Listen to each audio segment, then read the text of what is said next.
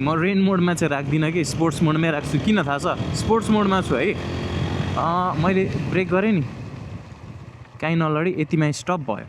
तर let's go to rain mode. Sorry अर्बनमा आएछ। स्पोर्ट्स एन्ड रेन यता रेनमा गयो। अब हेर्नुहोस् है त, फर्स्टमा त पावर कट अफ भइरहेछ। अनि नेक्स्ट कुरा, अब म ब्रेक हान्छु नि, हाने नि ब्रेक, उही राम्रै लाग्दो रहेछ त यार रेनमा। ल आज म रेनै चलाएर हेर्छु है त।